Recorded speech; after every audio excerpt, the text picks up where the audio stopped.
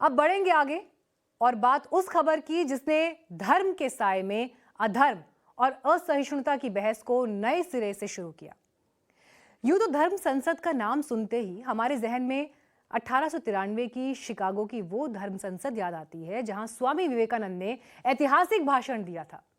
हाल के साल में 2019 में धर्म संसद में ही राम मंदिर निर्माण की तारीख का फैसला हुआ। लेकिन बीते कुछ दिनों में हुई दो धर्म संसद ने विवाद का वो तार छेड़ा है कि सवाल उठने लगे हैं कि आखिर धर्म संसद क्या आपसी भाईचारे को खत्म करने का अखाड़ा है।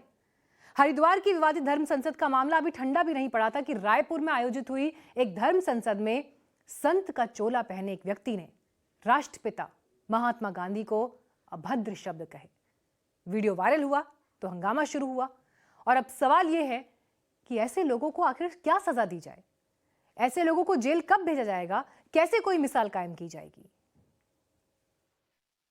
बांग्लादेश और पाकिस्तान हमारे सामने कब्जाया, उन्होंने राजनीति के द्वारा कब्जाया। वो मोहनदास करमचंद गांधी ने। हे राम, बापू का ऐसा अपमान। हे राम, बापू के लिए ऐसा बयान। हे राम, महात्मा का भूले सम्मान। हे राम, गोडसे को ताली, बापू को गाली। आज पूरा देश अपमानित महसूस कर रहा है क्योंकि यह अपमान सिर्फ बापू का नहीं हुआ है बल्कि देश के बच्चे बच्चे का हुआ है। यह अपमान किसने किया है, अब उस शख्स को पहचानिए। नाम है कालीचरण, जो अपने नाम के आगे महाराज लगाता है। आज तक कालीचरण को लोग उसके शिव तांडव की वजह से जानते थे, लेकिन कल तक जिस शख्स की जुबान पर शिव तांडव था, आज उसी जुबान से वो राष्ट्रपिता को गाली दे रहा है। बापू को गोली मारने वाले को प्रणाम कह रहा है। बांग्लादेश और पाकिस्तान हमारे सामने कब्जाया, उन्होंने राजनीति के द्वारा कब्जाया। वो मोहनदास करमचंद गांधी ने। वो नाथुराम गोडसे जी को नमस्कार है, मार डाला।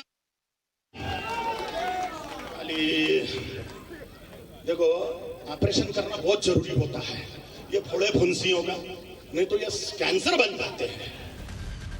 एक नाथुराम वो था जिसने बापू को गोली मारी और एक ये है जो बापू को गाली दे रहा है, बापू को गोली मारने वाले को नमन कर रहा है। कालीचरण ने ये बातें रायपुर के रावण भाटा मैदान में आयोजित धर्म संसद में कही। इस 2 दिवसीय धर्म संसद में देश भर के साधु संत आए थे। दर्शक दीर्घा में बीजेपी और कांग्रेस के नेता भी मौजूद थे और इसी बीच महाराष्ट्र से आए कालीचरण ने जहर उगलना शुरू कर दिया। आपको मैं दंगे धोपे करने के लिए नहीं बोल रहा हूँ, दंगे धोपे करने की जरूरत नहीं है और आपकी तैयारी भी नहीं है। जब कालीचरण मंच से जहर उगल रहा था, बापू को गालियां दे रहा था, तब दर्शक दीर्घा में बैठे कुछ लोगों ने तालियां भी बजाई। धिक्कार है ऐसे कालीचरण पर, धिक्कार है ऐसे लोगों पर जो इसकी बदजुबानी पर तालियां पीट रहे थे, और धिक्कार है ऐसे लोगों पर जो उस मंच पर बापू के अपमान के समय धृतराष्ट्र बने बैठे रहे। लेकिन इस बीच एक संत ऐसा भी था जिसने इसका विरोध किया। नाम है महंत राम सुंदर दास। कांग्रेस के पूर्व विधायक और छत्तीसगढ़ गौ सेवा आयोग के अध्यक्ष महंत राम सुंदर दास ने कालीचरण के बेतुके बयानों का विरोध किया। साथ ही उन लोगों को खरी खोटी भी सुनाई जिन्होंने कालीचरण के बयानों पर तालियां बजाई। और इस दौरान सबको धिक्कारते हुए महंत राम सुंदर दास ने खुद को धर्म संसद से अलग कर लिया। मैं आप सबसे पूछना चाहता हूं इस बात को कि इस धर्म संसद से, इस मंच से जिस बात को कह के कहा के यहां से चले गए, अब आप बताइए, उस समय खुद ताली बजाए थे, क्या महात्मा गांधी सही में गद्दार थे? सन 1947 का वह घटना याद करिए जिस परिस्थिति वश भारत स्वतंत्र हुआ। तो एक संत ऐसे भी थे जिन्होंने कालीचरण की दिए हुए भाषण पर सवाल उठाए, लेकिन बड़े सवाल यहां पर ये हैं जो आज हमने सोशल मीडिया पर भी आपका ओपिनियन लेने के लिए आपसे पूछा कि क्या आप मानते हैं कि हरिद्वार और रायपुर के धर्म संसद में जिस तरह के विवादित भाषण दिए गए, ये समाज में द्वेष और वैमनस्यता को पैदा कर सकते हैं। तो 42% लोगों ने कहा कि ऐसा ये बयान कर सकते हैं, लिहाजा इन पर रोक लगनी चाहिए, जबकि 49% लोगों ने इससे इनकार किया। लेकिन 8% लोगों ने यह भी माना कि ऐसी घटनाओं पर कम से कम कड़ा एक्शन लिया जाना चाहिए ताकि फिर ये दोबारा ना हो। आज हमने आपसे दूसरा सवाल पूछा क्योंकि सवाल एक्शन को लेकर भी है। हरिद्वार में जो कुछ हुआ, उसके बाद रायपुर में जो कुछ हुआ, धर्म संसद में दिए गए आपत्तिजनक इन भाषणों को क्या राजनीतिक संरक्षण है? क्योंकि जो कार्रवाई होनी चाहिए उसमें सख्ती क्यों नहीं दिखाई देती? 48% लोगों ने हामी भरी कि राजनीतिक संरक्षण है, 51% ने इससे इनकार किया। लेकिन आज जब आप ये तस्वीर देख रहे हैं तो ये सिर्फ राष्ट्रपिता का अपमान नहीं, ये पूरे देश का अपमान है। और समझना अब ये है कि आखिर महात्मा गांधी का अपमान करने की ये छूट इन लोगों को कहां से मिलती है? कैसे इतने हौसले बढ़ गए कि कोई भी सार्वजनिक मंच से इस तरह की बेतुकी बातें करे? किसी बात पर अगर आपका विरोध है तो वो विरोध जताने का एक तरीका हो सकता है, एक तर्क हो सकते हैं। और इसीलिए आज हमने हरिद्वार धर्म संसद के सहयोगी स्वामी अमृतानंद से और धर्मगुरु शिवानी दुर्गा और महंत राजू दास से बात की।